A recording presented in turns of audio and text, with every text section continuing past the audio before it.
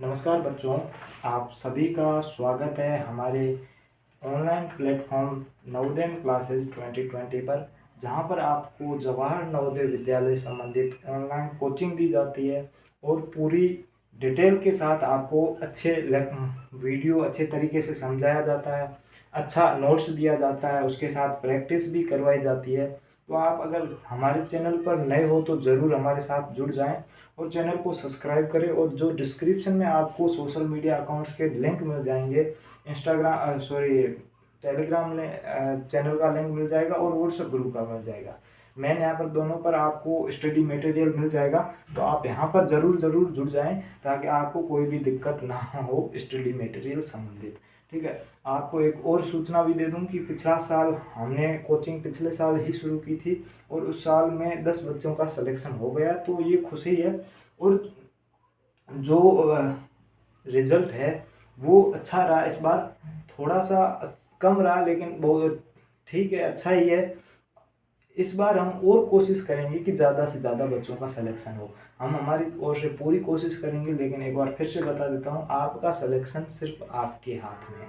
ठीक, आप वीडियो लगाकर कहीं पर चले जाते हो तो नहीं होगा, आप ध्यान से नहीं पढ़ रहे हो तो भी नहीं होगा। तो आप पूरी जो भी काम कर रहे हो ना, वो पूरे ध्यान से करो। ठीक है, अब हम आज क्लास 6 का भी ये चैप्टर पढ़ेंगे। ठीक है, क्लास 6 का। अब क्लास 6 में आपको क्या बताऊंगा वो ध्यान से देखना। क्लास 6, ठीक है, क्लास 6 में जो मोस्ट है कि हमने जो मैथ्स का सिलेबस है वो देख लिया था, मैथ्स का सिलेबस देख लिया था। और अब हम जो टॉपिक वाइज सभी चैप्टर्स का वीडियो आपको प्रोवाइड करवाएंगे और उसी के चलते आज हमारा पहला टॉपिक है संख्या पद्धति। ठीक है, हमने कल देखा था सिलेबस में सबसे पहला यही था, संख्या पद्धति। ठीक है, संख्या पद्धति में हम इसको इंग्लिश में बोलते हैं नंबर सिस्टम। ये इंग्लिश मीडियम वाले साथ साथ में ध्यान रखना, ठीक है, ये ध्यान रखना है।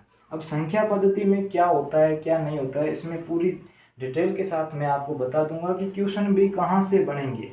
ठीक है, 90% क्वेश्चन वहीं से बनते हैं, 2-3 ही टॉपिक ऐसे हैं जहाँ से क्वेश्चन बनते हैं। ठीक है, लेकिन समझेंगे हम पूरा, क्योंकि कहीं से भी क्वेश्चन बन सकता है। पीछे 10% मैंने बताया कि 90% वहाँ से बनते हैं, लेकिन 10% है ना, क्वेश्चन कहीं से भी बन सकता है। तो पहले हम पूरी डिटेल से पढ़ेंगे, क्वेश्चन भी सोल्व करेंगे और इस वीडियो लेक्चर के बाद आपको जो भी आज क्लास में पढ़ाएंगे उससे संबंधित आपको क्वेश्चन भी मिलेंगे। ठीक है, वो क्वेश्चन आपको व्हाट्सएप ग्रुप में मिलेंगे, तो आप व्हाट्सएप ग्रुप से ज्वाइन हो जाना। ठीक है, अब यहाँ पर देखते हैं इस चैप्टर में हम क्या क्या पढ़ेंगे। सबसे पहले पढ़ेंगे संख्या क्या होती है, व्हाट इज ए नंबर। ठीक है, व्हाट इज ए नंबर। ठीक है, इंग्लिश मीडियम वाले न लिख पाऊँ तो कोई टेंशन नहीं है, पर ध्यान से सुनते रहना। ठीक है, संख्या क्या होती है,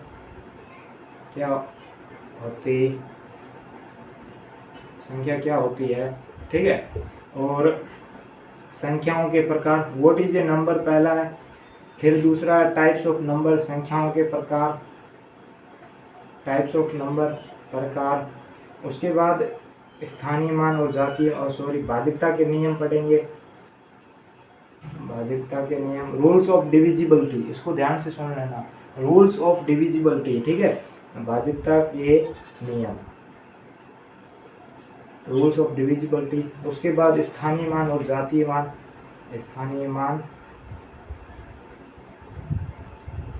और जातीय मान, स्थानीय मान और जातीय मान, ये हम इसमें पढ़ेंगे। उसके बाद आपको अंकों से बनने वाली संख्या, अंकों से बनने वाली संख्या, अंकों से बनने वाली संख्या।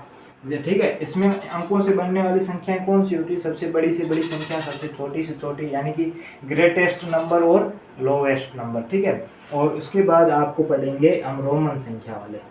ठीक है, रोमन पद्धति को पढ़ेंगे, रोमन संख्या को। तो ये हमारे जो भी 1, 2, 3, 4, 5 और 6 टॉपिक है, संख्या पद्धति में टोटल 6 टॉपिक है। ठीक है, इसी से प्रश्न आएंगे। और अगर मैं आपको अभी बता देता हूँ कि आपके 90% क्वेश्चन कहाँ से उठेंगे, तो 90% क्वेश्चन यहाँ से उठेंगे। इन 2 टॉपिक्स से क्वेश्चन उठेंगे। तो इन 2 टॉपिक को जब भी मैं पढ़ाऊँ तो ध्यान से पूरा का पूरा कॉन्सेप्ट सीख लेना, और बाकी वाला ऐसा नहीं है कि इनको छोड़ देंगे, ठीक है। इनसे भी क्वेश्चन बनते हैं, तो कई बार पूछ लिया जाता है इनसे भी, तो हमको इनसे भी नहीं छोड़ना है कोई भी क्वेश्चन, ठीक है। पर 90% क्वेश्चन किससे बनते हैं? स्थानीय मान संख्या, स्थानीय मान, और सबसे बड़ी से बड़ी संख्या कौन सी होगी और सबसे छोटी से छोटी संख्या कौन सी होगी। इसमें भी अलग अलग प्रकार के प्रश्न बनते हैं, वो सारे मैं आपको पूरी डिटेल से बताऊंगा। तो सबसे पहले मैं अगर आप बात करूं तो हमारा जो संख्या क्या होती है इसके बारे में बात करेंगे, ठीक है। संख्याएं क्या होती है। अब यहाँ पर देखिए, आपको एक चीज बता दी जाए कि संख्या क्या होती है, आपको कोई पूछे संख्या क्या होती है तो आप उसको क्या जवाब देंगे, ठीक है। तो संख्या मतलब कि 2 या 2 से अधिक अंकों से मिलकर जो बनती है उसी को संख्या कहते हैं। क्या?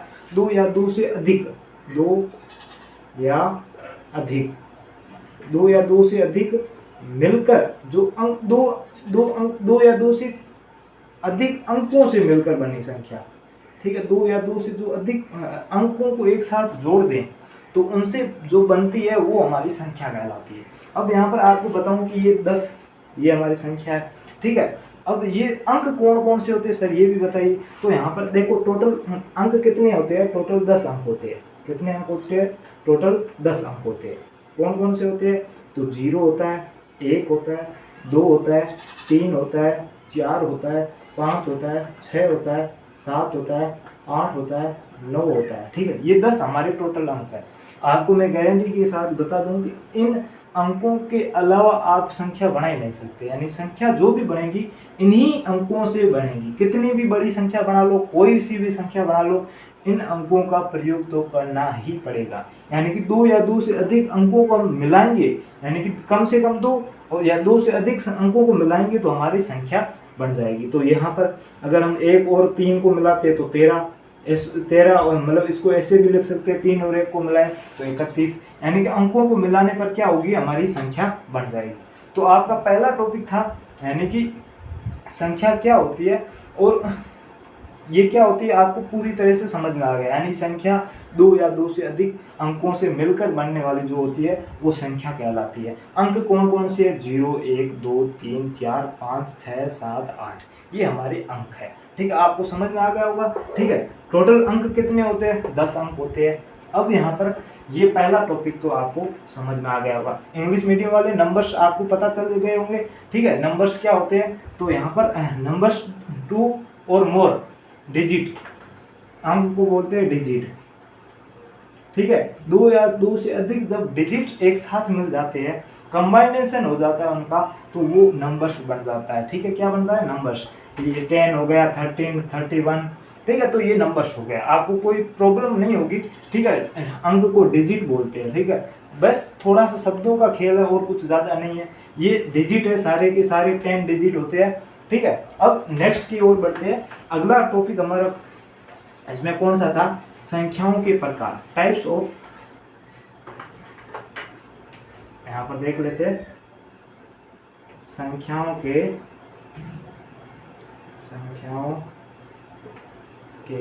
प्रकार, संख्याओं के प्रकार, टाइप्स ऑफ नंबर, संख्या, टाइप्स ऑफ नंबर्स, ठीक है। अब यहाँ पर देखो, संख्याओं के कितने प्रकार होते हैं, क्या क्या होते हैं, वो सारे मैं आपको यहाँ पर बताऊंगा। तो सबसे पहले एक एक करके देखेंगे। तो सबसे पहले हमारी जो संख्याओं के प्रकार में आती है वो आती है प्राकृत संख्या, ठीक है। प्राकृत संख्या, इसको हम इंग्लिश में बोले तो इसको इंग्लिश में नेचुरल नंबर बोलते हैं। नेचुरल यानी नेचुरल, प्राकृतिक, नेचुरल एक शब्द होता है जिसका मतलब होता है प्रकृति, और प्रकृति से शब्द बना है प्राकृत। तो ये प्राकृत संख्याएं नेचुरल नंबर इंग्लिश में कहलाती है, ठीक है। इसको हम एन से दर्शाते हैं। किससे दर्शाते हैं? एन से, ठीक है। डिनोट किससे करते हैं? एन से डिनोट करते हैं। तो प्राकृत संख्या क्या होती है? नेचुरल नंबर, इंग्लिश मीडियम वालों के लिए नेचुरल नंबर। अब प्राकृत संख्याएं होती क्या है? तो यहाँ पर देख लीजिए कि वे सभी संख्याएं जो 1 से शुरू होकर अनंत तक जाती हो। अब यहाँ पर परिभाषा में नहीं लिखाऊंगा क्योंकि टाइम ज़्यादा लगेगा और हमारा वीडियो लेंथी हो जाएगा, ठीक है। तो बोल रहा हूँ आप साथ साथ में लिखते जाइए। प्राकृत संख्याएं वे सभी संख्याएं जो 1 से शुरू होकर अनंत तक जाती है, वो प्राकृत मतलब कि प्राकृत संख्याएं कहलाती है, नेचुरल नंबर। ठीक है, जो मतलब कि स्टार्टेड विद 1 एंड मतलब कि एंड विद इनफाइनेट। ठीक है, इनफाइनेट, अनंत को इनफाइनेट बोलते हैं, तो यानी कि जो 1 से लेकर इनफाइनेट तक जाती है उसको हम नेचुरल नंबर बोलते हैं। ठीक है, तो यानी कि 1 से शुरू होकर अनंत तक जाती है उसको हम क्या बोलते हैं, प्राकृत संख्याएं। यानी कि आप 1 से शुरू करोगे, 1 2 3 4 5 ऐसे चलती जाएगी और इनफाइनेट तक चली जाएगी। ठीक है, इनफाइनेट, ठीक है, इनफाइनेट तक चली जाएगी, अनंत तक चली जाएगी। ये सारी संख्याएं हमारी कौन सी होगी, प्राकृत संख्या होगी। तो प्राकृत संख्या में आपको याद रखने की क्या बात है, इसको डिनोट किससे करते हैं, एन से डिनोट करते हैं। संख्या होती क्या है, वे सभी संख्याएं जो 1 से शुरू होकर अनंत तक जाती है, start with 1 and and with infinite, यानी कि खत्म कभी होती नहीं, इनफाइनेट जिसका अनंत होता है, मतलब कि कहीं पर खत्म नहीं होती है। तो ये सारी हमारी संख्याएं कौन सी होती है, प्राकृत संख्याएं होती है। दूसरा हमारा जो टॉपिक है, दूसरा देखो, दूसरा हमारा जो दूसरे प्रकार की संख्या होती है उसको पूर्ण संख्या बोलते हैं। कि क्या बोलते हैं, पूर्ण संख्या। इसको इंग्लिश में होल नंबर बोलते हैं। क्या बोलते हैं, होल नंबर। ठीक है, तो इसको किससे दर्शाते हैं, डब्ल्यू से दर्शाते हैं। किससे दर्शाते हैं, डब्ल्यू से। और अगर प्राकृत संख्या से बात करूं, अगर आपको याद नहीं रहे कि हाँ ये 1 से स्टार्ट होती है या नहीं होती है, तो यानी इसका प्राकृत संख्या का मतलब क्या होता है, प्रकृति मतलब कि जिसमें प्रकृति में वे सारी संख्याएं जिन्हें हम गिना जा सके, काउंट कर सके। ठीक है, वे सारी संख्याएं जिनको हम काउंट कर सके, गिन सके उनको। जैसे आपको ऐसे उदाहरण दे दूं कि आपको ऐसे बोलोगे कि यहाँ पर 2 चेयर है, खुर्सी है, 2 खुर्सी है, ऐसे तो बोल सकते हो। लेकिन ऐसे नहीं बोलोगे कि मेरे पास -5 मार्कर है। -5 मार्कर थोड़ी होता है, या 0 मार्कर है ही नहीं मेरे पास मार्कर, तो ऐसा ही बोलूंगा मेरे पास मार्कर नहीं है। अगर आपके मार्कर है, कितने हैं, 5 मार्कर है, तो मेरे पास 5 मार्कर है। मेरे पास 1 मार्कर है, मेरे पास 1 डस्टर है। ठीक है, तो आप मतलब कि 1 से संख्या स्टार्ट होगी और अनंत तक जाएगी। यानी कि प्राकृत संख्या आप किसे कह सकते हो, जिसको हम काउंट कर सके, जिसको हम गिन सके। ठीक है, तो ये प्राकृत संख्या हो गई। अब पूर्ण संख्या को इंग्लिश में होल नंबर बोलते हैं। ठीक है, पूर्ण संख्या को होल नंबर बोलते हैं। इसको डब्ल्यू से डिनोट करते हैं, याद रखना, डब्ल्यू से डिनोट करते हैं। किससे डिनोट करते हैं, डब्ल्यू से। अब यहाँ पर आपको प्राकृत पूर्ण संख्या क्या होती है, पूर्ण संख्याओं मतलब कि सारी की सारी प्राकृत संख्याएं होती है, लेकिन उसमें सिर्फ एक अंक जोड़ दिया जाता है, उसको क्या बोलते हैं, 0 को जोड़ देते हैं। तो पूर्ण संख्या होती है, उसकी परिभाषा क्या बनती है, यानी कि 0 से स्टार्ट वे सभी संख्याएं जो 0 से शुरू होती है और अनंत तक जाती है, विच इज मतलब started with 0 and with infinite. ठीक है, यानी कि 0 से स्टार्ट होती है और इनफाइनाइट तक चली जाती है, यानी 1 2 3 4 फिर ऐसे ऐसे इनफाइनाइट तक चली जाती है। यानी कि इसमें आपको एक प्रश्न इससे भी बन सकता है। अब ये 2 टॉपिक पढ़ लिए हमने, इससे एक प्रश्न पूछ सकता है कि आपको पूछेगा कि n और w में अंतर क्या है, यानी difference with n and w। n अब आपको अगर जो निरूपित करते हैं, डिनोट करते हैं, वो अगर आपको नहीं पता है कि n किसको डिनोट करता है, तो नेचुरल नंबर को डिनोट करता है, यानी प्राकृत संख्या को, और w पूर्ण संख्या को। अब आपको पूछा कि प्राकृत और पूर्ण संख्याओं में अंतर क्या है, तो सारी प्राकृत इसमें आ जाती है। क्या, पूर्ण संख्याएं जितनी भी होती है उसमें सारी प्राकृत संख्याएं आ जाती है, लेकिन प्राकृत संख्याओं में पूर्ण संख्याएं नहीं आती। क्यों नहीं आती, क्योंकि पूर्ण संख्या में एक 0 एक्स्ट्रा है। पूर्ण संख्या इसमें आएगी नहीं क्योंकि इसमें 0 एक्स्ट्रा है, लेकिन प्राकृत है वो पूरी पूर्ण संख्या में आ जाएगी। ठीक है, तो इसमें अंतर किसका रहता है, 0 का अंतर रहता है। ये आप मतलब कि खास मेन जो बात है, ये प्राकृत और पूर्ण को अलग बताती है। ठीक है, बाकी प्राकृत और पूर्ण एक जैसी है, लेकिन अलग क्या है कि प्राकृत में 0 नहीं होता है, पूर्ण में 0 होता है। ठीक है, तो मेरे हिसाब से लगभग आपको ये टॉपिक क्लियर हो गया होगा। जो हमारा जो टाइप्स ऑफ नंबर था, संख्याओं के प्रकार थे, उसमें आपका जो पहला और दूसरा जो प्रकार है वो हमने समझ लिया। ठीक है, अब जो अगला टाइप आएगा उसको देखते हैं। अगला टाइप हमारा है पूर्णांक। तीसरा क्या है, पूर्णांक। पूर्णांक को क्या बोलते हैं, इंटीजर बोलते हैं, पूर्णांक इंटीजर। ठीक है, इंटीजर, पूर्णांक को क्या बोलते हैं, इंटीजर। अब पूर्णांक संख्या क्या होती है, पूर्णांक यानी पूरी संख्याएं, जिसको हम भाग नहीं, मतलब कि आधी या फिर चौथाई भाग या फिर 3/4 भाग यानी कि डिवाइड नहीं कर सकते, यानी पूरी की पूरी संख्या हो उसे हम पूर्णांक मानेंगे। ठीक है, अब पूर्णांक क्या परिभाषा अगर इसकी दें तो पूर्णांक का मतलब क्या होती है? पूर्णांक पूर्ण संख्याएं, सॉरी, पूर्णांक अगर हम काउंट करें तो नकारात्मक संख्या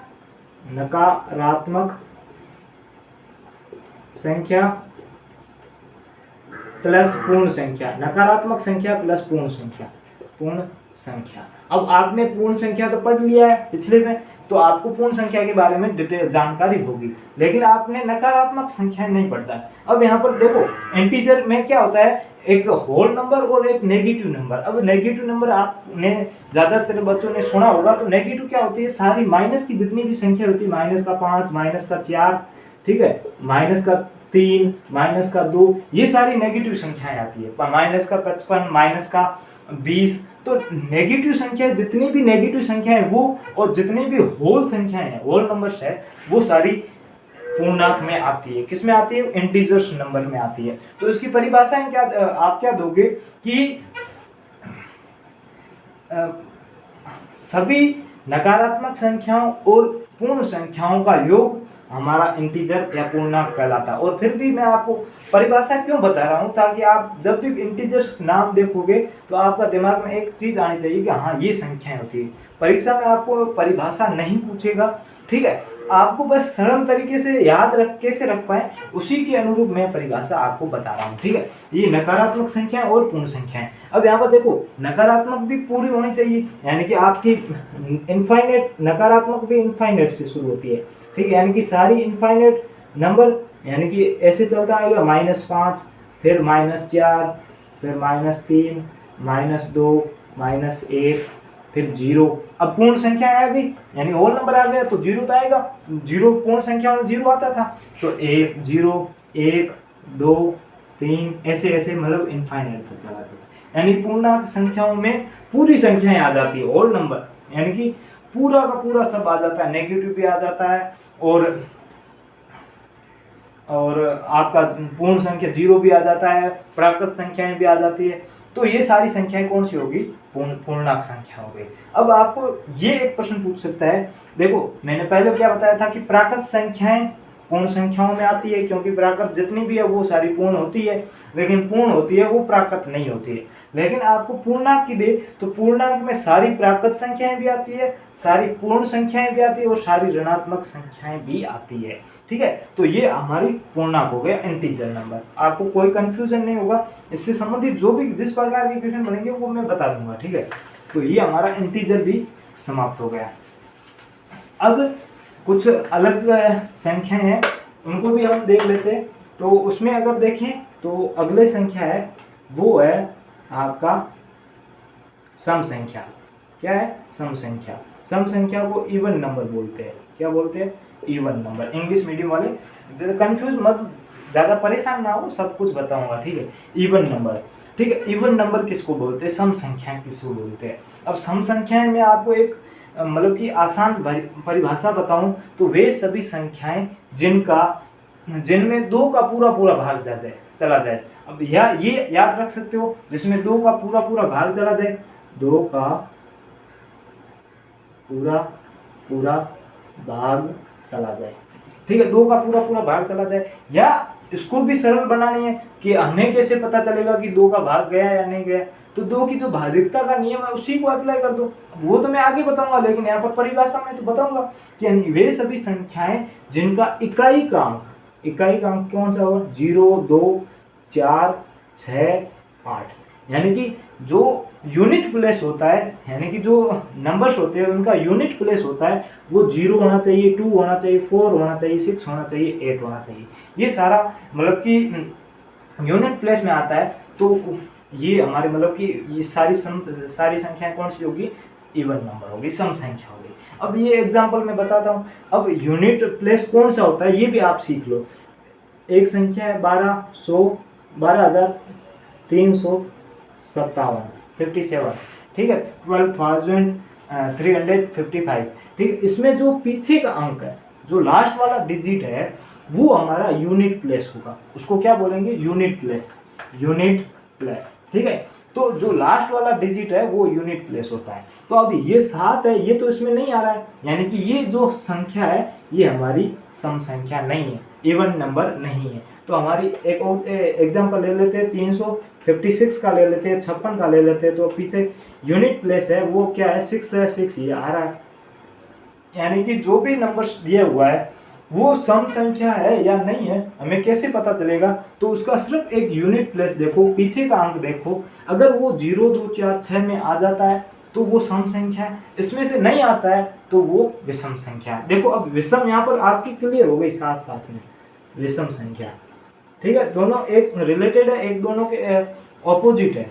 ठीक है, विषम संख्या, इसको इंग्लिश में ओड नंबर बोलते हैं। क्या बोलते हैं? Odd number, odd number. ठीक है, कोई भी संख्या है, ठीक है, कोई भी संख्या है, उसका अगर यूनिट प्लेस अगर 0 2 4 6 8 है तो वो सम संख्या होगी। अगर यूनिट प्लेस 0 2 4 6 8 नहीं है तो कौन सी होगी? विषम संख्या होगी। ठीक है, समझ में आ गया? बस फर्क इतना है कि यूनिट प्लेस अगर 0 2 4 6 8 होता है तो सम संख्या होगी, 0 2 4 6 8 नहीं होता है तो वो हमारी विषम संख्या, ओड नंबर हो जाएगी। अब सम और विषम में अगर आपको कोई दिक्कत है तो कमेंट करके जरूर बताइएगा।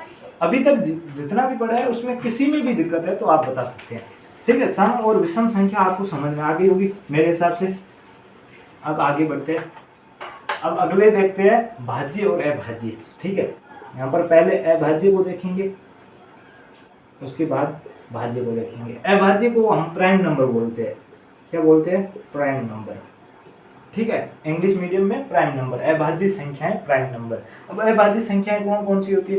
यानी कि वे सभी, इसकी परिभाषा क्या होगी? वे सभी संख्याएं जिसका मतलब कि जिसका भाग या तो एक में जाए या खुद उसी संख्या में जाए, स्वयं के साथ जाए और किसी से भाग न हो, वो सारी संख्या कौन सी होगी? भाज्य संख्या होगी। जैसे एग्जाम्पल मैं मान लेता हूँ, यहाँ पर 3 है, 3 है, 3 में या तो 1 का भाग जाएगा या फिर 3 का भाग जाएगा। अब भाग भी पूरा पूरा जाना चाहिए, नहीं तो हम 2 का भी भाग दे सकते हैं, पॉइंटों में आएगा, लेकिन भाग पूरा पूरा जाना चाहिए। या तो 1 का पूरा पूरा जाएगा, 1 का भाग देंगे तो 3 आएगा, या 3 का पूरा भाग जाएगा तो 1 आएगा। यानी कि वे सभी संख्याएं जिनमें स्वयं का और 1 का भाग पूरा पूरा जाता हो और इसके अलावा किसी का भाग नहीं जाता हो, वे हमारी संख्याएं कौन सी होगी? अभाज्य, प्राइम नंबर होगी। क्या होगा? Prime number. ठीक है, जिसमें मतलब डिवाइड हो 1 से और खुद से, ऑन से, ठीक है, खुद से, स्वयं से डिवाइड हो, वो सारी संख्याएं अभाज्य संख्याएं कहलाएगी। यहाँ पर थोड़ा सा मैं बताऊंगा, वो चीज ध्यान रखना। उससे पहले अभाज्य भाज्य संख्याएं देख लेते हैं। क्या देखते हैं? भाज्य, कंपोजिट नंबर, इसको इंग्लिश में बोलते हैं कंपोजिट नंबर। ठीक है, कंपोजिट नंबर। तो ये क्या होती है? अब देखो, भाज्य तो हमने अभाज्य तो देख ली, जिसमें एक और स्वयं का भाग जाएगा। अगर इसके साथ अगर किसी और का भी भाग जाता है तो वो कौन सी संख्या होगी? वो भाज्य संख्या होगी। तो यहाँ पर देखो, 4 में 1 का भी जा रहा है और इसके साथ 4 का भी जा, यानी 1 का भी जा रहा है, उसके साथ 4 स्वयं का भी जा रहा है। अब इसके अलावा किसी और का भाग चला जाता है तो वो भाज्य संख्या हो गई, अगर नहीं जाता है तो वो अभाज्य। तो यहाँ पर इसमें 2 का भी भाग जा रहा है, यानी कि इसके इनके अलावा भी भाग जा रहा है तो ये भाज्य संख्या हो गई, और इनके अलावा भाग नहीं जा रहा है तो वो अभाज्य संख्या हो गई। अब यहाँ पर कंफ्यूजन क्या आता है कि एक भाज्य है या अभाज्य है। तो एक मैं आपको बता दूं कि न तो भाज्य है, न भाज्य, ना भाज्य और ना अभाज्य, ना अभाज्य। ठीक है, ना अभाज्य। ठीक, एक न तो भाज्य संख्या न अभाज्य संख्या। कंफ्यूज मत होना, क्वेश्चन पूछ सकता है कि एक क्या है। ऑप्शन में आएगा सम संख्या। ठीक है, नहीं है भाई सम संख्या, तो हमें पता है जिसका इकाई अंक 0 2 4 6 8 नहीं है, जिसमें भले एक अंक है तो भी ये पीछे वाला काउंट होगा। और आपको पूछेगा भाज्य अभाज्य और इनमें से कोई नहीं, तो आपको ये इनमें से कोई नहीं, डी ऑप्शन हमारा सही हो जाएगा। ठीक है, यानी कि अभाज्य संख्याएं वे सभी संख्याएं जिसमें एक का और स्वयं का भाग जाना चाहिए, उसके अलावा किसी का भाग न जाए, वे सभी संख्याएं अभाज्य संख्याएं कहलाती। अगर एक का और स्वयं के अलावा किसी और का भाग चला जाता है वो हमारी भाज्य संख्याएं कहलाती।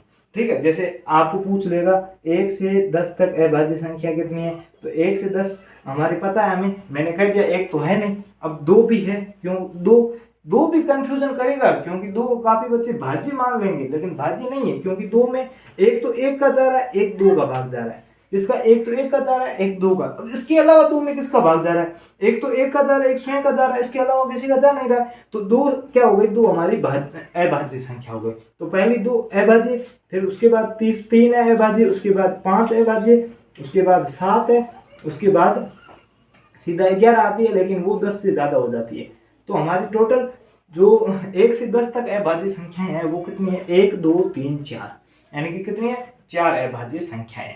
तो आपको पता चल गया होगा कि भाज्य संख्याएं क्या होती है, अभाज्य संख्याएं क्या होती है। ये हम जो सेकंड टॉपिक चल रहा था कि संख्याओं के प्रकार, टाइप्स ऑफ नंबर, वो कितने होते हैं, जिसमें हमने प्राकृत संख्या पढ़ ली, पूर्ण संख्या पढ़ ली, पूर्णांक पढ़ लिए, सम पढ़ लिए, विषम पढ़ लिए, अब भाज्य और अभाज्य भी पढ़ लिए। ठीक है, उसके बाद मैं अगला टॉपिक जो हमारा है वो संख्याओं के प्रकार में से ही है, वो क्या है, परिमेय संख्या और अपरिमेय संख्या, रेशनल नंबर और इरेशनल नंबर। क्या है, रेशनल नंबर और इरेशनल नंबर, ये संख्याओं के प्रकार, संख्याओं के प्रकार। ठीक है, अब अगला जो टॉपिक है संख्याओं के प्रकार में से ही आता है, क्या है, परिमेय संख्या, परिमेय संख्या, रेशनल नंबर, इंग्लिश में क्या बोलते हैं, रेशनल नंबर, रेशनल नंबर। ठीक है, रेशनल नंबर क्या होता है, परिमेय संख्याएं क्या होती है। तो परिमेय क्या होती है कि कोई भी संख्या है जिसको हम p बटा q के रूप में मतलब कि दर्शा सके, किसको, p बटे q के रूप में उसको लिखा जा सके, और q है उसका मान 0 नहीं होना चाहिए, q है उसका मान 0 नहीं होगा। इससे आपको एक तो पता चल गई होगी, जो भी परिमेय संख्याएं होगी वो किससे संबंधित होगी, बट्टा वाले, भिन्न वाले संख्याओं से संबंधित होगी, यानी कि p बटा q के रूप में बता रहा है, यानी कि भिन्न संख्याओं से संबंधित होगी, यानी कि 1/2 भी लिख सकते हैं इसको, 1/2। अब 1/2 तो p का, ये p और ये q, यानी कि इस रूप में भी निरूपित हो गई, इसमें भी आ गई, और q का मान, q नीचे वाला, इसका मान क्या है, 0 भी नहीं होगा। अब 0 क्यों नहीं होगा वो भी मैं आपको बताता हूँ। अगर एक में 0 का भाग देंगे तो कुछ भी नहीं आएगा, इनफाइनेट आएगा। क्या आएगा, इनफाइनेट। इसीलिए q का मान 0 नहीं होना चाहिए। ठीक है, पॉइंटों में भले ही संख्या आ रही हो, लेकिन q का मान 0 आएगा तो वो क्या होगी, इनफाइनेट नंबर होगी। ठीक है, इसीलिए q का मान 0 नहीं होना चाहिए। अब p बटा q के रूप में डिवाइड भी कर लिया हमने, निरूपित कर लिया, और q का मान 0 भी नहीं है, तो ये हमारी संख्याएं कौन सी हो गई, परिमेय संख्याएं। अब मैं आपको एक क्वेश्चन पूछता हूँ, क्या 5 है वो एक परिमेय संख्या है, क्या 5 है वो परिमेय संख्या है। तो आप पहले सोचोगे काफी देर, फिर आपका उत्तर ज्यादातर बच्चों का नहीं होगा। क्या होगा, नहीं। क्यों नहीं होगा, क्योंकि ये सर आपने तो बताया था कि अभी मतलब इस संख्या को p बटा q के रूप में निरूपित होना चाहिए, लेकिन p बटा 5 है वो p बटा q के रूप में निरूपित नहीं है, क्योंकि इसमें बट्टा में नीचे तो कुछ है ही नहीं, तो ये कैसे मतलब कि परिमेय संख्या होगी, ये तो अपरिमेय संख्या होगी। लेकिन नहीं, आपको एक चीज बता दूं कि किसी भी संख्या के अगर नीचे कुछ भी नहीं दिया हुआ है तो उसमें किसका भाग दिया हुआ है, 1 का भाग दिया हुआ। अगर 5 में 1 का भाग देंगे तो आएगा तो 5, यानी कि जो भी संख्या है सीधी दी हुई 5 7 9 20 25 जितनी भी है, तो 29, इनके नीचे हमें सबका 1 का भाग दिया हुआ है। ठीक है, नीचे सबका 1 का भाग देंगे तो भी वही संख्या आएगा। तो ये हमारा अब क्या हो गया, 5/1। ठीक है, 5/1। अब देखो p बटा q के रूप में निरूपित हो रही है, p 5 q 0 से 1। अब q का मान भी 0 नहीं है, तो ये भी क्या है, परिमेय संख्या है। तो आपको अगर बट्टे वाली संख्या हो, भिन्न वाली संख्या हो, तो भी वो रेशनल नंबर होगा, और अगर सीधा भी नंबर आ जाता है जिसमें हम 1 का भाग देंगे तो वही नंबर आएगा, तो वो भी हमारा रेशनल नंबर होगा। अब नो डाउट यहाँ पर अब आपको इसमें भी कुछ भी दिक्कत नहीं होगी मेरे हिसाब से। अब हम अगर इसके साथ अपरिमेय को भी देख लेते हैं। ठीक है, यहाँ पर देख लेते हैं अपरिमेय। ठीक है, अपरिमेय। बस अब देखो यहाँ पर लैंग्वेज का महत्वपूर्ण रोल नहीं रहता है, क्योंकि आपको समझ में आना चाहिए कि रेशनल नंबर क्या होता है। मैंने पूरा का पूरा रैशनल नंबर बता दिया। अब वो भाई इंग्लिश मीडियम हो या हिंदी मीडियम हो, कोई भी मीडियम हो, उससे ज़्यादा मैथ्स में ज़्यादा फर्क नहीं पड़ता है, बाकी वाले सब्जेक्ट में पड़ता है, ठीक है। जो भी अगर कोई भी सब्जेक्ट है ना, वो लैंग्वेज के वर्ड पर आधारित होता है, ठीक है। मैं आपको सारे के सारे वर्ड इंग्लिश में भी बता रहा हूँ, हिंदी में भी बता रहा हूँ, तो मेरे हिसाब से कोई दिक्कत नहीं होगी। अपरिमेय संख्याओं को इरेशनल नंबर बोलते हैं, ठीक है। इरेशनल नंबर, इरेशनल नंबर क्या बोलते हैं? इरेशनल नंबर बोलते हैं। अब ये इरेशनल नंबर क्या होता है? इरेशनल नंबर वे सभी संख्याएं जिनको p/q के रूप में निरूपित नहीं कर सके, यानी कि इनको p/q के फॉर्म में लिख ही नहीं सकते हम, वे सारी संख्याएं कौन सी होगी? वे सारी संख्याएं अपरिमेय होगी। इसमें ज्यादातर संख्याएं कौन सी होती है? रूट वाली, अंडर रूट होता है ना, वो √5, √3। अब ये √9 ये मत लिख लेना, क्योंकि ये √9 का मतलब 3 होता है। अगर आपने वर्गमूल वाला देखा हो तो √9 का मतलब क्या होता है? 3 होता है। तो √9 नहीं होगा, यानी कि इनका रूट क्या होगा? ये तो निकलेगा नहीं, पॉइंट में आएगा। तो ये सारी क्या संख्याएं होगी? पर जितनी भी रूट वाली संख्याएं वो अपरिमेय संख्याएं कहलाती है, जिनको हम मतलब कि p/q के फॉर्म में नहीं लिख सकते। तो मेरे हिसाब से हमने 2 टॉपिक पूरे कर लिए। पहला की संख्या क्या होती है? संख्या 2 या 2 से अधिक अंकों से मिलकर बनी होती है, यानी कि 2 और मोर कंबाइंड विद डिजिट, ठीक है, ठीक है, डिजिट से कंबाइंड होनी चाहिए, 2 या 2 से अधिक अंकों से मिलकर बनने वाली होनी चाहिए। और संख्याओं के प्रकार भी मैंने बता दिया आपको, काफी प्रकार बताए।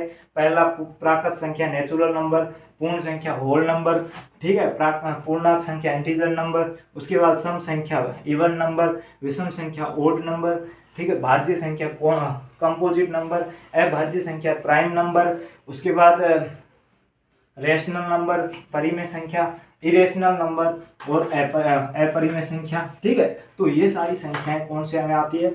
ये सभी मतलब आपका जो संख्याओं के प्रकार था, जो हमारा जो संख्या पद्धति में हमने 6 पॉइंट लिए थे, उसमें पहला था संख्या क्या होती है? संख्याओं के प्रकार। तो अब संख्याओं के प्रकार ले लिए, दूसरा टॉपिक क्लियर हो गया। अब तीसरा भाज्यता के नियम देखेंगे। क्या देखेंगे? भाज्यता के नियम, भाज्यता के नियम। अब ये नियम बहुत ही तकड़े हैं, ध्यान से सुनना, क्योंकि ये नियम हमें कहाँ काम आते हैं? कोई भी संख्या दी हुई है, ये इतनी बड़ी दी हुई है, कोई भी संख्या दी हुई बड़ी, हमें सिर्फ पता करना हो कि इसमें 2 का भाग जा रहा है या नहीं जा रहा है, 3 का भाग जा रहा है या नहीं जा रहा है, 5 का जा रहा है या नहीं जा रहा है, 4 का, 6 का, 8 का, 7 का, किसी भी अंक का भाग जा रहा है या नहीं जा रहा है, ये हमें पता करना है। तो हम किस तरह से पता करेंगे? यही भाज्यता के नियम बताएंगे। और हम संख्या देखते ही पता कर लेंगे कि हाँ, इसमें 2 का भाग नहीं जाएगा, 3 का जाएगा या नहीं जाएगा, 5 का नहीं जाएगा, हम देखते ही पता कर सकते हैं, ठीक है। तो आपको ज़्यादा इसमें टाइम नहीं लगेगा। अगर आपको रूल्स सारे याद है, और रूल्स है भी बहुत ही इजी रूल है, ज़्यादा कठिन नहीं है, अगर वो आपको याद है तो आप आराम से कर सकते हो। अब यहाँ पर देखो, पहला रूल, मैं भाज्यता के नियम में पहला रूल 2 की भाज्यता निकाल लूंगा, डिविजिबिलिटी रूल। इसे इंग्लिश में डिविजिबिलिटी रूल बोलते हैं। मैंने शुरू की थी उसी वक्त मैंने बता दिया था divisibility rule, rule of divisibility, ठीक है। तो 2 की भाज्यता, डिविजिबिलिटी ऑफ 2, ठीक है, डिविजिबिलिटी ऑफ 2 भाज्यता, डिविजिबिलिटी ऑफ 2। 2 की भाज्यता का नियम क्या कहता है कि हमने अभी पढ़ा था कि जो भी इकाई का अंक, यूनिट प्लेस इकाई का अंक, किसी भी संख्या का इकाई का अंक 0, 2, 4, 6, 8 है, तो वो संख्या 2 से पूरी तरह से विभाजित होगी, यानी उस संख्या में 2 का पूरा भाग जाएगा। अब इसी से एक बात याद दिला देता हूँ, सम संख्या में भी मैंने यही बताया था, जिस संख्या का इकाई का अंक यूनिट प्लेस 0, 2, 4, 6, 8 है, उसमें 2 का पूरा भाग जाएगा, और जो जिसमें नहीं है उसमें 2 का पूरा भाग नहीं जाएगा। तो मेरे हिसाब से इसमें तो कोई दिक्कत नहीं होगी, यानी कि अगर यूनिट प्लेस आपका 2, 4, 6, 8 है तो वो 2 से पूरी तरह से विभाजित होगी। अब आप परिभाषा कैसे लिखते हो वो आप पर निर्भर है, और मैं बता दूं तो वे सभी संख्याएं जिनका इकाई का अंक 0, 2, 4, 6, 8 है, वो सभी संख्याएं 2 से पूरी तरह से विभाजित होगी, ठीक है। इस तरह से भी लिख सकते हो। अब 3 की भाज्यता का नियम देखते हैं। बहुत ही मतलब नियम सरल है, आपको करने में मजा आएगा। ठीक है, 3 की भाजकता, डिविजिबिलिटी ऑफ 3, डिविजिबिलिटी ऑफ 3। अब 3 की भाजकता का नियम क्या है, आपको क्या करना है, जितने भी संख्या, ये संख्या दी हुई है, अब इसमें 3 का भाग जाएगा या नहीं जाएगा मुझे भी पता नहीं अभी तक। ठीक, अब अपन सोल्व करेंगे, देखते ही पता चल जाएगा, तो आपको कितना अच्छा लगेगा, मुझे पता है कि इसमें 3 का जा रहा है या नहीं जा रहा है। तो इसको चेक कैसे करेंगे, आपके पास जो भी संख्या जितनी भी बड़ी हो या छोटी हो, आपको क्या करना है, सभी अंकों को काउंट करना है, डिजिट होते हैं ना, सारे डिजिट को काउंट करना है। तो यहाँ पर फिर 5 और 2 7, यानी 5 और 2 7, 7 और 8 15, 15, फिर 15 में 9 को जोड़ेंगे तो कितना आ जाएगा 24, 24 और 6 30, 30 और 3 27, 27 और 5 27 और 5 32। अब जो भी हमारा आ रहा है उसमें अगर हम 3 का भाग देते हैं, उसमें अगर 3 का भाग देते हैं, अगर वो 3 से पूरा पूरा विभाजित हो जाता है तो वो संख्या 3 से पूरी तरह विभाजित होगी, अगर नहीं जाता है तो वो नहीं होगी। अगर हम 32 में 3 का भाग देंगे तो पूरा पूरा नहीं जाएगा, यानी कि ये संख्या 3 से विभाजित नहीं होगी। अगर मैं आपको 632 बताऊं, ठीक है, 600 मतलब 6321 ऐसे मान लो, जिसमें 3 का जा रहा है या नहीं जा रहा है, तो इनको अंकों को, डिजिट को काउंट कर लो, 2 और 1 3, 3 और 3 6, 6 और 6 12, 12 में 3 का भाग दे दो, यानी कि पूरा पूरा जा रहा है, 12 3 चौक 12। ठीक है, यानी कि 6321 में 3 का पूरा पूरा भाग जाएगा। समझ में आ गया, 3 का पूरा पूरा भाग जाएगा। यानी कि इसको आप कैसे रख सकते हो, सिंपल, मतलब कि परिभाषा लगने की जरूरत नहीं है, सीधे लिख सकते हो कि अंकों का योग बटे 3। क्या लिख सकते हो, अंकों का योग बटे 3। अंकों का जो भी योग होगा उसमें अगर 3 का भाग देंगे, पूरा पूरा चला जाता है तो हमारी भाज्य मतलब 3 से पूरी तरह विभाजित होगी, अगर नहीं जाता है वो तो हमारी भाज्य 3 से विभाजित नहीं होगी। अब आते हैं 4 की भाज्यता के नियम। किसकी, 4 की भाज्यता, 4 की भाज्यता का नियम। ठीक है, 4 की भाज्यता। अब 4 की भाज्यता देखते हैं। ठीक है, 4 की भाज्यता क्या कहलाती है, अब यहाँ पर ध्यान से देखिएगा कि कोई भी संख्या है, हमें पता नहीं कितनी, कोई भी बड़ी संख्या हो छोटी संख्या हो, हमें पता नहीं क्या क्या है। देखो यहाँ पर मैं लिख लेता हूँ 8 5 6 3 2 1 5 4 और 4। ठीक है, ये संख्या है इतनी बड़ी, इसमें 4 का भाग जाएगा या नहीं जाएगा हमें देखते ही पता करना है। तो आपको क्या करना है, 4 की भाज्यता का नियम क्या कहलाता है, कोई भी संख्या है उसका अगर पिछले दो अंक, यानी कि जो यूनिट प्लेस और जो 10th प्लेस होता है, दहाई का अंक होता है, यूनिट प्लेस और 10th प्लेस, यानी कि इकाई का वो दहाई का अंक है, उसमें अगर 4 का पूरा पूरा भाग चला जाता है तो इस पूरी संख्या में 4 का जाएगा, नहीं जाता है तो नहीं जाएगा। अब यहाँ पर इकाई और दहाई में क्या है, 44, क्या है 44 है, तो 44 में अगर 4 का भाग देंगे तो हमारा क्या आ जाएगा, 11 आ जाएगा, 11 आ जाएगा, यानी पूरा पूरा जा रहा है। यानी कि ये जितनी भी बड़ी संख्या हो, ठीक है, इसके आगे भी हम कुछ लिखना चाहे लिख सकते हैं, कितनी भी बड़ी संख्या हो, अगर पीछे 44 है, यानी कि पीछे के जो 2 अंक है उसमें अगर 4 का पूरा पूरा भाग जा रहा है तो इस पूरी संख्या में 4 का पूरा पूरा भाग जाएगा। समझ में आ गया, ये 4 तक हो गई, आगे इसको मिटा लेते उसके बाद देखते हैं, उससे पहले रिवीजन कर लेते। 2 की भाज्यता का नियम क्या है, जिसका यूनिट प्लेस 0 2 4 6 8 हो, ठीक है, इकाई का अंक 0 2 4 6 8 हो। 3 की भाज्यता सम ऑफ डिजिट बाय 3, ठीक है, अंकों का योग बटे 3। उसके बाद 4 की भाज्यता का नियम लास्ट 2 डिजिट बाय 4, यानी कि लास्ट 2 अंक, पीछे के 2 अंक और उसमें 4 का भाग देना, पूरा पूरा चला जाता है तो 4 का मतलब कि उस पूरी संख्या में 4 का पूरा पूरा भाग जाएगा, नहीं तो नहीं जाएगा। अब इसको एक बार साफ कर लेते हैं, उसके बाद 5 6 और आगे देखते हैं। ठीक है, तो यहाँ पर रूल ऑफ डिविजिबिलिटी में हमने 2 3 और 4 का देख लिया है। अब 2 3 4 का देख लिया है, अब आगे देखते हैं, आगे का कौन सा है, 5 की भाज्यता का, डिविजिबिलिटी ऑफ 5। ठीक है, 5 की भाज्यता, 5 की भाज्यता क्या कहती है, 5 की भाज्यता, हाँ, इसको मैं रिलेशन दूंगा 2 की भाज्यता के साथ। 2 की भाज्यता का क्या था, यूनिट प्लेस, यूनिट प्लेस, ठीक है, इकाई का अंक। इकाई का अंक अगर 0 2 4 6 8 होता है तो उसमें 2 का पूरा पूरा भाग जाएगा। वैसे ही अगर इकाई का अंक 0 या 5 हो, अगर किसी संख्या का इकाई का अंक 0 या 5 हो तो उसमें 5 का पूरा भाग जाएगा। यानी संख्या यहां से यहां तक लिख लूं, पीछे अगर मैं 05 या 65 लिखूं, यानी कि पीछे का एक अंक है ना, वो या 0 होना चाहिए या 5 होना चाहिए, तो उसमें पूरी संख्या में क्या जाएगा, 5 का पूरा भाग जाएगा। जैसे एग्जांपल लेते हैं 125, पीछे का अंक क्या है, 5 है, तो इसमें पूरा भाग जाएगा।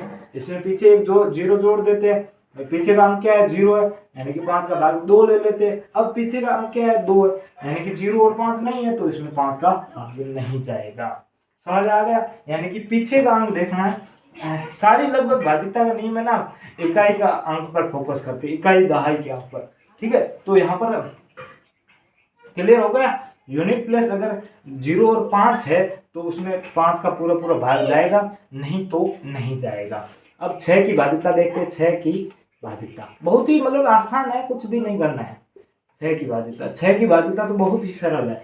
जिस संख्या में 2 और 3 का भाग जा रहा है, 2 और 3, 2 और 3 बोथ डिवाइडेड, ठीक है, जिसमें 2 का भी भाग जा रहा है, 3 का भी भाग जा रहा है, तो उसमें 6 का भी भाग जाएगा। तो 6 की भाज्यता का नियम तो बना ही नहीं, क्योंकि सीधा यही कह दिया कि 2 और 3 की भाग जा रहा है तो उसमें 6 का भी जाएगा। अब 6 की भाज्यता के लिए आपको 2 और 3 की भाज्यता भी याद होनी चाहिए। यानी कि 2 की भाज्यता वही मतलब कि वो सभी संख्या जिसकी इकाई का अंक 0 2 4 6 8 हो, तो उसमें 2 का चला जाएगा। अगर उसी संख्या के अंकों का योग करे तो उसमें 3 का पूरा भाग जाता है, तो वो संख्या कौन सी होगी, मतलब 3 से डिवाइड होगी। अगर जो संख्या 3 और 2 से दोनों से डिवाइड हो जाती है तो वो संख्या कौन सी हो, मतलब 6 से भी डिवाइड हो जाएगी।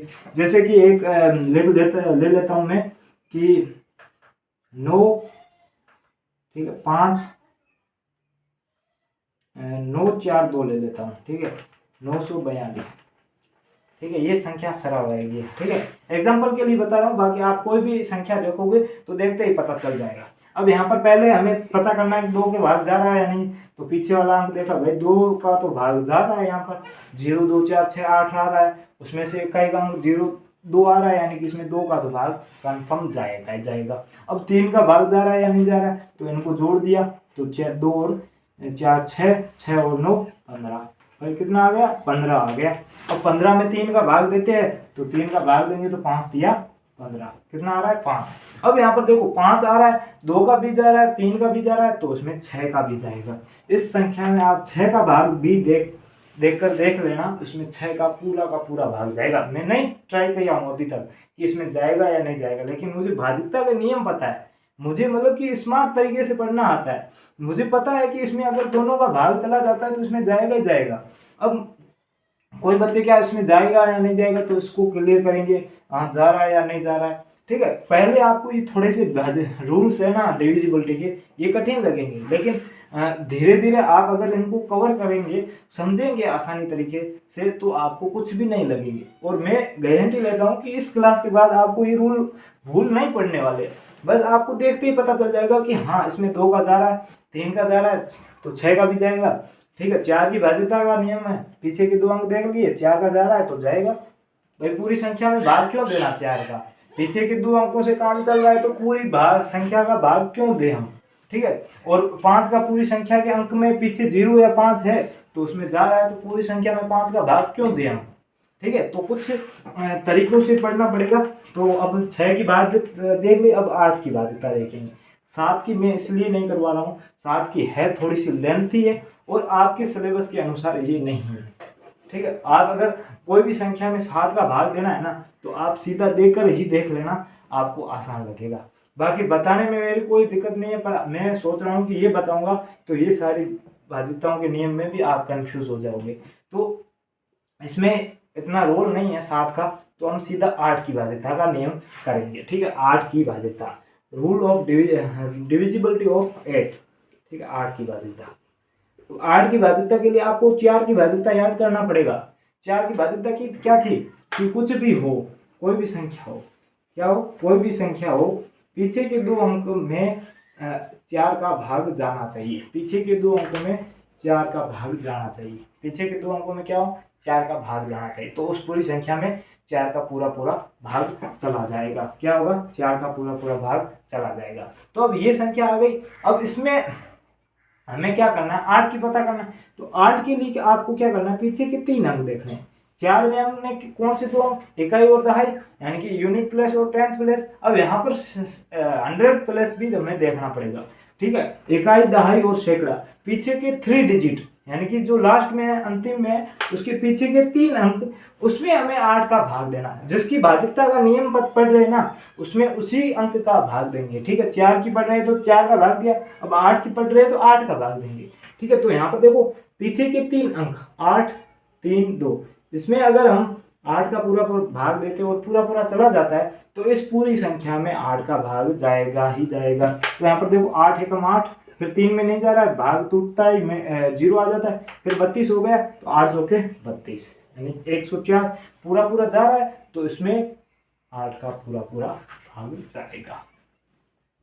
कोई सवाल डाउट तो पूछ लो, ठीक है। अभी मैं 9th की भी भाजकता का नियम करवाता हूँ, डिविजिबिलिटी ऑफ 9, ठीक है, भाजकता। इसमें क्या होगा कि आपने जो 3 की, ठीक है, 3 की जो भाजकता का नियम पढ़ा था कि सम ऑफ ऑल डिजिट बाय 3, यानी कि अंकों का योग बटे 3। वैसे यहाँ पर क्या है, अंकों का योग वही सेम करना है, अंकों का योग सम ऑफ डिजिट बाय 9। अब 9 की भाजकता पढ़ रहे हैं तो 9 का भाग देना पड़ेगा। 3 और 9 की भाजकता में कोई अंतर नहीं है, सिर्फ 3 की भाजकता में 3 का भाग देते हैं और 9 की भाजकता में 9 का भाग देते हैं, ठीक है। कोई भी अंक है उसमें आप सभी अंकों को जोड़ दो, उसमें अगर 9 का भाग जा रहा है तो आप जाएगा, नहीं तो नहीं जाएगा। जैसे इसको ट्राई करते हैं, इसमें जाएगा या नहीं जाएगा। 3 और 2 5, 5 और 8 13, 13 और 3 16, 16 और 4 20, 20 और 2 22, 22 और 4 0 का जुड़ेगा नहीं, तो 22 और 2 24, 24 और 6 30, 30 और 31, 31 में भाई 3 का भाग नहीं जाता है, 31 में 3 का भाग नहीं जाता है। अगर यहाँ पर हम 2 1 की जगह 3 लिख लेते, 2 और ऐड कर देते, एक तो पहले से 2 और ऐड कर देते, अब 3 हो जाता, तो इस संख्या में पूरा पूरा 9 का भाग जाता। किस 9 का भाग 3 की जगह 6 लिखना पड़ता, ठीक है। अब 6 लिखेंगे तो 36 आ जाएगा, ठीक है। तो अब इसको एक बार ट्राई करते हैं। 2 और 3 5, 5 और 8 13, 13 और 3 16, 16 और 4 20, 20 और 2 22, 22 और 24, 24 और 6 30, 30 और 6 36। अब 36 में 9 का पूरा पूरा भाग जा रहा है, यानी कि अब उस संख्या पे पूरा पूरा भाग जाएगा। समझ में आ रहा है ना, थोड़ा सा कचरा हो गया, लेकिन समझने का तरीका है ना, वो हमने पूरा का पूरा दिखाया है, ठीक है। अब एक 10 की भाजकता लास्ट है, उसको देख लेते हैं। 10 की भाजकता, 10 की भाजकता, ठीक है। 10 की भाजकता कुछ नहीं है। 5 की भाजकता क्या थी, इकाई का अंक क्या होना चाहिए, 0 और 5 होना चाहिए। इकाई का यूनिट प्लेस कितना होना चाहिए, 0 और 5, ठीक है। तो 10 की रूल डिविजिबिलिटी और रूल ऑफ 10 है ना, उसमें जो यूनिट प्लेस है वो सिर्फ 0 होना चाहिए। अगर उसका जो इकाई का अंक है वो सिर्फ 0 है तो उस संख्या में 10 का पूरा पूरा भाग जाएगा, ठीक है। कोई भी संख्या ले लो, यहाँ से यहाँ तक बड़ी संख्या ले लो, पीछे 0 लगा लो, तो उसमें 10 का भाग जाएगा ही जाएगा। आप चेक करो या ना चेक करो, भाग तो जाएगा जाएगा। तो यहाँ पर जो पीछे की जो जितने भी रूल थे ना, उसके कारण मैंने आपको पीछे अगले भी रूल मैंने याद दिला दिए। अब एक बार रिवीजन कर लेते, क्योंकि रिवीजन बहुत ही महत्वपूर्ण है। पहले 2 की भाजकता देखेंगे, तो 2 की भाजकता का नियम क्या है, और डिविजिबिलिटी रूल ऑफ 2, तो उसमें क्या होता है, यूनिट प्लेस है, इकाई का अंक है वो 0 2 4 6 8 होना चाहिए, तो उसमें 2 का पूरा पूरा भाग चला जाएगा। 3 की भाजकता, तो सम ऑफ ऑल डिजिट बाय 3, यानी कि अंकों का योग करना है, उसमें 3 का भाग देना है। तो अगर 3 का पूरा पूरा चला जाता है तो उस पूरी संख्या में 3 का पूरा भाग जाएगा, नहीं जाता तो नहीं जाएगा। अब आगे 3 के बाद 4 की देखते, तो 4 की जो पीछे वाले 2 अंक है, कोई भी संख्या उसमें पीछे वाले 2 अंक है, उसमें अगर 4 का भाग दे दें, अगर पूरा पूरा चला जाता है तो उस पूरी संख्या में 4 का जाएगा, नहीं तो नहीं जाएगा। 5 की भाजकता का नियम देखते हैं। 5 की भाजकता का नियम क्या कहता है, इकाई का अंक 0 2 4 6 इकाई का अंक 0 और 5 होना चाहिए। क्या होना चाहिए, 0 और 5 होना चाहिए। अगर 0 और 5 है तो 5 का पूरा पूरा भाग जाएगा। 6 का भाज्यिकता का नियम क्या कहता है? 6 की भाज्यिकता नियम कहता है जिस संख्या में 2 और 3 दोनों का भाग जा रहा है, जिस संख्या में 2 और 3 दोनों का भाग जा रहा है तो उसमें 6 का भी भाग जाएगा। ठीक है। 8 की भाज्यिकता क्या थी? 4 की भाज्यिकता थी 2 अंक पीछे के, तो 8 में क्या करना? 3 अंक पीछे के 3 अंकों में अगर 8 का पूरा भाग चला जाता है तो उसमें 8 पूरी संख्या में 8 का पूरा भाग चला जाएगा। 9 की भाज्यिकता 3 की भाज्यिकता से सेम है। 3 की भाज्यिकता थी अंकों का योग बटा 3, यानी कि सारे अंकों को जोड़ना है और उसमें 3 का भाग देना है। वैसे अंकों को जोड़ना है, लेकिन 9 का भाग जा रहा है या नहीं जा रहा तो उसमें 9 का भाग देना है। 9 की भाज्यिकता का नियम क्या है? अंकों का योग बटा 9, यानी कि सारे अंकों को जोड़ना है और 9 का भाग देना है। तो उसमें 9 अगर पूरा चला जाता है तो वो संख्या मतलब कि पूरी 9 से डिवाइड होगी। और 10 की भाज्यिकता का नियम क्या है? 5 की भाज्यिकता का नियम था 0 और 5 इकाई अंक होना चाहिए, इसमें सिर्फ 0 होना। कितनी भी बड़ी संख्या हो पीछे अगर 0 लगा हुआ तो उसमें 10 का भाग जाएगा ही जाएगा। तो ये भाज्यिकता के नियम आपको समझ में आ गए होंगे मेरे हिसाब से। ठीक है, तो आज के लिए इतना ही करेंगे। अगला जो टॉपिक है स्थानीय मान वाला, उसको अगली क्लास में देखेंगे। और इसके संबंधित एक टेस्ट आएगा जिसमें 5 क्वेश्चन भी हो, 7 क्वेश्चन हो, 10 क्वेश्चन हो, उससे कोई मैटर नहीं करता, लेकिन जो हमने अभी पढ़ा है ना उससे संबंधित ही क्वेश्चन आएंगे। उसको आप देखकर अगर सोल्व कर लेते हैं तो मैं समझूंगा कि आपने जो भी पूरा वीडियो देखा ना उसमें आपने पूरी की पूरी चीज़ आपको समझ में आ गई है। तो दोस्तों आज के लिए इतना ही। ठीक है, जय हिंद, जय भारत, वंदे मातरम।